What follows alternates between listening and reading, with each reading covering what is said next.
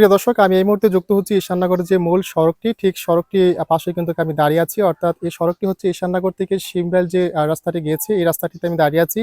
আমার পিছনে ঠিক দেখতে পাচ্ছেন যে আসলে রাস্তাটির একদম বেহাল অবস্থা। অর্থাৎ রাস্তাটির এক পাশ কিন্তু ভেঙে গিয়ে অর্থাৎ পুকুরের দিকে কিন্তু পড়ে গিয়েছে। অর্থাৎ দীর্ঘদিন যাবৎ কিন্তু এই রাস্তাটির কোনো সংস্কার করা হয়নি। অর্থাৎ এখানে যেকোনো সময় কিন্তু একটি গাড়ি দুর্ঘটনা ঘটতে পারে। অর্থাৎ বিশেষ করে যে বৃষ্টির দিনে কিন্তু এই জায়গাটি একটি সমস্যার সম্মুখীন হন। এখানে যে পথচারীরা রয়েছেন তারাও কিন্তু একই কথা বলছিলেন যে আসলে এখানে কিন্তু অনেক সময় কিন্তু চাকা কিন্তু স্লিপ কেটে দেয়। অর্থাৎ গাড়ির যে চাকা রয়েছে সেটি স্লিপ কেটে দেয়। তারা চাচ্ছেন যে আসলে এই জায়গাটি একটু সংস্কার করে দেওয়া হোক। এখানে যে এলাকাবাসী রয়েছেন তারা আমাদেরকে যেমনটা বলছিলেন, এখানে যে ইউপি সদস্য রয়েছেন, এখানে যে ওয়ার্ড সদস্য রয়েছেন তাদের প্রতি অভিযোগ করে বলছেন তাদেরকে বারবার অবগত করার পরে কিন্তু তারা এই রাস্তাটি একটু সংস্কার করা। অবশ্যই সমস্যা, রাস্তার তো বেহাল দশা, চলাফেরা গাড়ি ঘোড়া চালানো খুবই সমস্যা।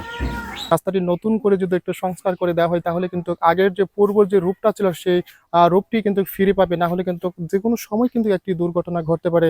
তারা এমনটাই আমাদেরকে জানাচ্ছিলেন।